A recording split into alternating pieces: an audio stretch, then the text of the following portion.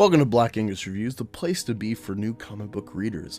Don't forget to hit the like button, and if you're new here, be sure to subscribe and check out the comic review playlist after watching this. Today we'll be looking at Star Wars The High Republic issue number 1 by Marvel Comics. The High Republic is a new publishing initiative by Lucasfilm of various ages books and comics that's set to have 3 phases and eventually tie into the Acolyte Disney Plus show coming in a couple of years to Disney Plus. Now, you may have seen mine or other videos on YouTube about the trailer reveal for The High Republic from Lucasfilm. Personally, it was lackluster at best, especially after the end of The Mandalorian Season 2 and the announcement of the Book of Boba Fett show. But I'm hoping the initiative can change my mind as a huge Star Wars fan. Let me know in the comments what you thought of the pitch by Lucasfilm down in the comments. What your predictions are and what you're anticipating and so on in the comments. First off, the look of both this issue, I got the standard cover, as well as the entire pitch for the products for the High Republic. I find it to be reminiscent of the subtle symbolism, the color pattern and whatnot of Rivendell elves, in the sense that what they were going for was a fall time kind of tone for the elves before the winter came and they left the land of Middle Earth to go elsewhere. Because after the High Republic we get into the fall of the Jedi era of Star Wars timeline, this feels like a awareness, so to speak, by the authors and creators of this last high point for the Jedi before that downfall, before the winter of the Order. So let's get into it. The first page has the Star Wars timeline. It starts with the High Republic, and as I said, the Fall of the Jedi, which is the prequels and the Clone Wars series. Then we get into the Reign of the Empire, which is Bad Batch and Solo: A Star Wars Story. Then the Age of Rebellion, which is Rebels, Rogue One, and the original trilogy. The New Republic, which is the Mandalorian, and then the Rise of the First Order with the Resistance TV show, as well as the sequel trilogy. The High Republic starts off with this scroll that says, "The galaxy is at peace, ruled by the glorious Republic, and protected by the noble and wise Jedi Knights. As a symbol of all that is good, the Republic is about to launch Starlight Beacon into the far reaches of the Outer Rim. This new space station will serve as a ray of hope for all to see. But just as a magnificent renaissance spreads throughout the Republic, so does a frightening new adversary. Now the guardians of peace and justice must face a threat to themselves, the galaxy, and the Force itself." The first page opens on Sheridan in the Republic frontier, and we find the Jedi Padawan being pestered by a Zimpi, a weird kind of fairy-like race on this planet of Sheridan. She's being pestered while she's trying to do some sort of test, and we see a pair of eyes in the bushes, which turn out to be a Tradishan, her master. I think his name is Master Skier. And they start dueling for a moment, but quickly he's thwarted. And he tells her that she needs to work on a certain move, and that she's sorry about the trees, whatever. And then we move on, and we start to learn about a test that's taking place for this Padawan. And you turn the page and you get to this big spread, 2-page spread, Star Wars The High Republic, There Is No Fear, Chapter 1, Trial by Ordeal. After the spread, we get to the test of the master for this Padawan. Skier has put a pendant at the top of this needle formation and tells his Padawan that almost no one can reach the summit of these needles to retrieve it. And it's interesting because this Tradishan is one-armed at the moment, and so she's kind of questioning, like, hey, how, if no one can get up there, how did you put up there? And he's like, I said almost no one can. And so she goes on to perform this task, and one of the needles breaks, and she's able to catch herself with the lightsaber stabbed into the side of the needle. I don't know how I feel about this, because she sits there for a moment just hanging on while this Zempi is annoying her, and I think it's a bad display for the lightsaber, because we've seen them melt through things and it seems that they would like slide through material. So it's weird that she could just stake it through and it stops at some point instead of just instead still sliding through the material. But nevertheless, She's going through this test, trying to regain her footing, and then all of a sudden this swarm of bugs is busting through, and it destroys this needle formation, putting our main character at risk, along with the Zimpy, and another friend Zimpy that has joined to bother her.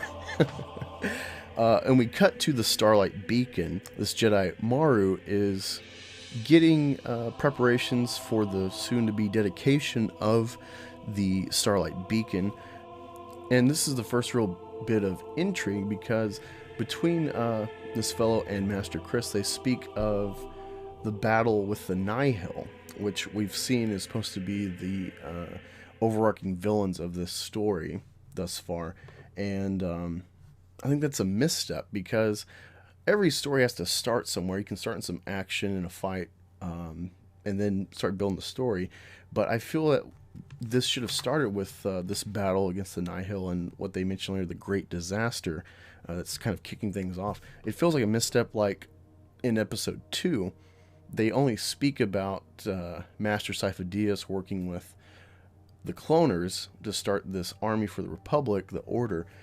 But instead we only get a blurb about it, and it took years later in the Clone Wars show to get any kind of deeper detail about that event. But nevertheless, misfire, but we'll see where it goes. Maybe they go back in time and kind of show this battle and this build-up, because this is where Master Skier lost his arm, and they mention a master having been killed in this ordeal as well. While this discussion is going on, Masters Vader and Yoda, Grandmasters, appear, and now they're discussing events going on with the beacon. And then we cut back to the Padawan and her ordeal with these bugs busting through. They're about to attack a city for the Zimpy, and so the Padawan has to think quick on her feet. She retrieves her ship and starts talking to the Master on the Starlight Beacon, trying to get information like, hey, do you know about these bugs? What's going on? And so he's like, giant insects. It could be the Ridati, a species of star locusts that migrate through the area of space once a generation. But according to our records, they instinctively avoid inhabited worlds.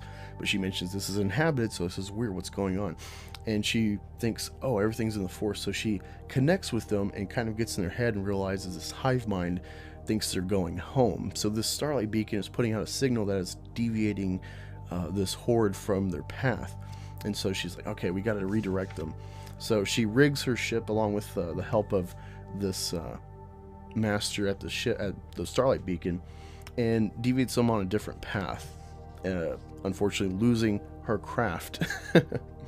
Her master Skier comes to her and realizes that they've lost their transport, so he contacts someone to get transportation from the Starlight, and eventually they get to the Starlight, and she meets our main character Keeve meets Avar Kriss, and she seems like, oh my god, you're such a rock star. And it's kind of an annoying little thing, and she's cursing in Star Wars dialect or whatever, and she's trying to tell herself to shut up and everything. But eventually you learn in the next page that she's passed the test. Now she is a knight, and they have the dedication ceremony, and everything seems fine, but Master Skier seems at odds with something.